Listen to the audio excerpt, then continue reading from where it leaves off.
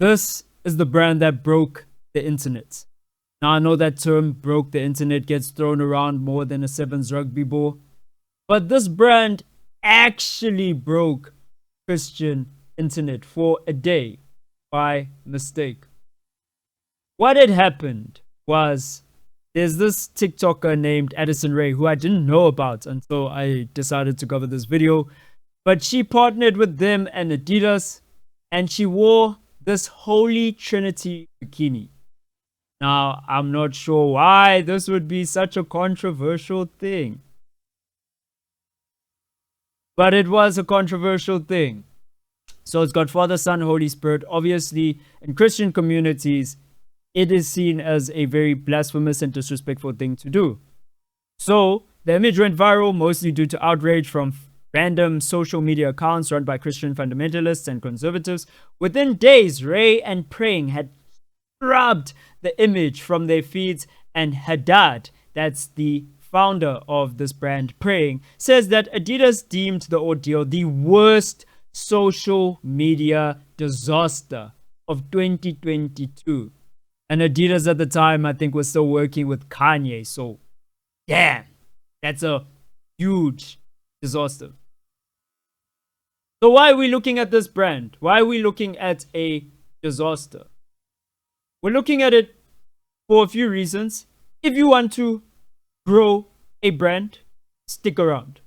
If you want to create consistent visuals and world building for your own brand, your personal brand, or any kind of project that you are currently working on creatively, stick around. If you've got a school project, a work project, something that you have to hand in that needs visual consistency and needs a theme, and for you to be able to stick to that theme from back to front, stick around. So what is praying? Praying is when you now I'm playing. Don't leave. But Praying is a fashion brand founded by Alex Haddad on the left. Mentioned him earlier. He's the guy who Adidas told this was really bad. Really bad. And Skylar Newman on the right.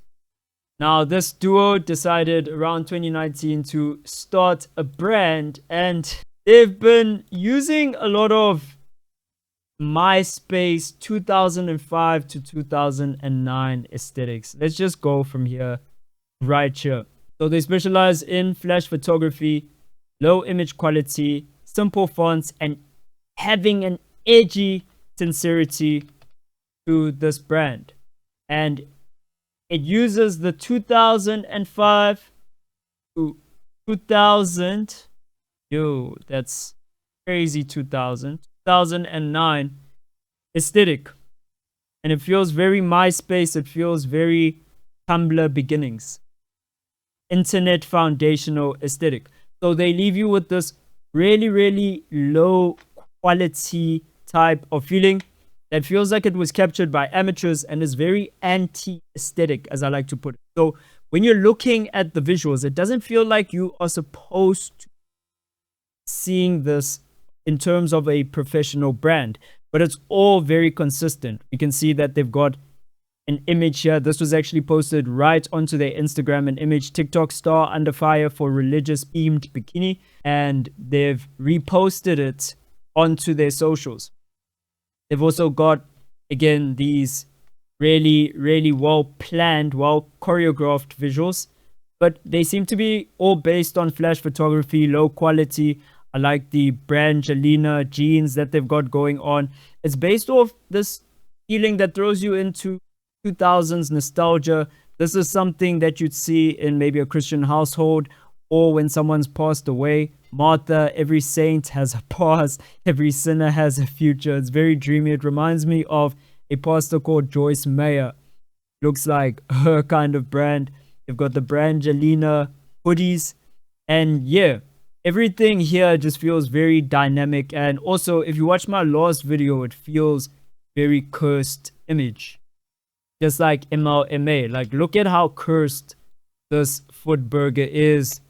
Of course, this one with the I don't care socks and the bread covering her.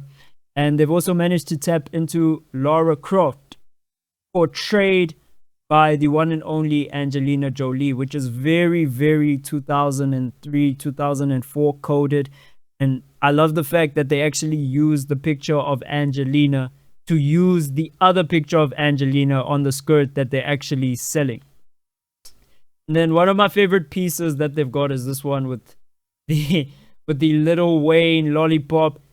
These are some sort of brackets that you don't even get. They look like greater than or less than signs. And then we've got the link. It looks like when you're on LimeWire back in the day, it would be LimeWire or Napster, and you'd be downloading some illegal. Well, not me. I never did.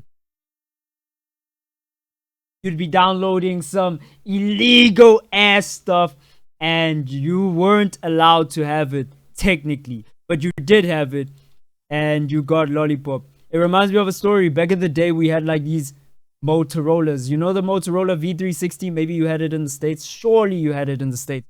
I'd get a bunch of songs downloaded onto there, and it's actually what made me sick of Tokyo Trip. It made me so sick of that song because I had it on my phone and it was my ringtone, and I listened to it every day for like a year, bro. It was madness. Hey man, good times, flip phones, you know, that was the era. And then we have lastly this guy carrying beers like a body. Is it a bodhisattva? Bodhisattva? Is it Buddhist or Hindu? I think it's a Buddhist bodhisattva. Yeah. Basically any multi-armed figure. I think Vishnu also has like 6 arms or something. What are we looking at when we see praying? Well, we're looking at designs and the brainchild of these two guys, and let's get into who they are. So someone actually interviewed these two, and Newman was grinning at the memory of his background in e-commerce and marketing, startups, advertisements for brands. And he also did e-commerce for an adult website called Friend Finder. So the funny story about this is that he says that if you typed in the words, I want to screw somebody on Google, his ads would pop up everywhere. They'd harass you, bro. So we've got adult website ad guy. And then we've got his partner, Haddad. So he was an architect, but the buildings he designed never actually got built. But yeah, you've got two creative forces who really mixed and matched, and they managed to create a very, very interesting brand. Another thing I wanted to mention about this very, very controversial Father, Son, Holy Spirit, Holy Trinity bikini that went viral on the internet and everyone bought. Like, this is, if we're talking about praying, this is their fundamental work. This is the piece that makes the brand what it is. I mean, it goes with the tagline praying. It's got Father, Son, Holy Spirit. This is the quintessential piece that they've managed to create. But what I was saying about it is that had they just done this from the jump, like if Addison Rae was just wearing this, there would have been no problem. Okay, and now we can finally get to the important part of the video, the reason why you're here actually, and that is this, the sell. This is what is going to get your personal brand up. This is what is going to get your IG up, or whatever you're trying to do or sell, or when you're a creative workforce, whatever you're trying to do consistently, if you're trying to make a collection, this is what's going to put you on. So pay attention. So they have weaponized nostalgia. So they weaponize old moods, old feelings from the early 2000s. They've got catchy language and phrases. We're going to get into that. They've got the controversial side of their brand. You know, it's like a planned controversy. They've got trolling. A lot of their things are memes as well. So they've kind of like used meme culture. I mean, look at this. You said you wouldn't and you effing did. I mean, like, come on. Like, this is not a serious brand, bro. This is all silly. This is all goofy, as a certain YouTuber would say. Okay, so they've got memes, controversy, and I think their brand is just like a troll, right? You can see them pretty much laughing at the people who are buying this, but they also have a somewhat authentic realness to it. It's an edgy sincerity, like I said earlier before. And what that leads to is the productization of concept, which is something that you can use for your own brand. What you can do is you can take concepts like rotisserie chicken, rotisserie chicken, and coexist. And you can rebrand them and recreate them and build them in a way that makes sense, or rather, what I want to say is you can align them with your brand, and brick by brick can somewhat build a consistent image and consistent symbolism and consistent music, and then you can sell that to your audience. You can build a consistent fan base that gets what you're doing. The best thing you can do for yourself is, like praying, to just go hard on one aesthetic, bro. Exclude people who aren't messing with you. Like, Loy finds this to be dope, but not everyone's gonna think that this is tight.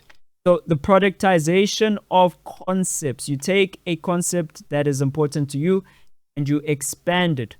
So what concepts are they really selling? Well, they've got religious themes and motifs, and of course the memes that they use.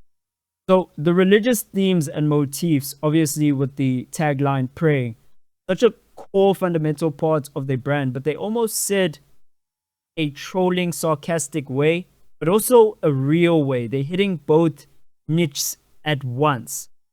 And I find that very cool, and it leads to the next thing about the brand, is that when you're selling these kind of things that look like Tumblr quotes or Pinterest quotes that you'd see on like a teenage girl's phone, that's gonna be your market, the teenage young adult female. So the brand ends up being very femme-centric. In fact, when I first saw praying, I genuinely thought that this was just a female-run brand, just because of how feminine it felt. But the memes, hey man, when I saw stuff like this on the page, I don't know. When I saw this stuff, I was like, now there's got to be guys involved. Like, I thought it was a male-female duo. So anyway, that's the sell, right? That's what we're selling. And we end up getting very cool pieces of work like this. KYS. Know yourself, not kill your... This is very smart. So what they're able to do is that they're able to use language and branding. Check out this one. Very beautiful motto. And they say, a land flowing with milk and honey. And you understand the innuendo, right? Obviously, an innuendo there. They've got share. Do you believe in life after love? How much can I get away with and still go to heaven? These are very like baddie kind of quotes. Like, it's the type of thing you'd see on a baddie's Instagram or TikTok caption. You get me? As above, so below. I think they really have a very good understanding of the psyche of people they're selling to. We have nothing to lose but our chains. God's favorite. You said you wouldn't, and you effing did. Do nothing, it is impossible. Or do it, nothing is impossible. We're really smart. We've got stop being desperate with the Desperate Housewives branding. I love this one. You cannot kill me in a way that matters. That's badass, bro. And what this does is it creates a cohesive brand. Once you're able to create this cohesive brand, you get this. This arrow was not pointing at me earlier. And there's a reason why Addison Rae is looking down. It's because she's one of these people right here. A brand endorser. So there's the brand and then there's the brand endorsements. I just don't want to write brand endorsement. You get it. So we have Charlie XCX. They don't build statues of critics. Very smart. We've got Zucks, Mark Zuckerberg. It's a very good meme for the character of the brand. Can I tell you, she claims that that this is an official piece of Yeah, they managed to get a bag, and at the back of the bag it says praying for Olivia Rodrigo.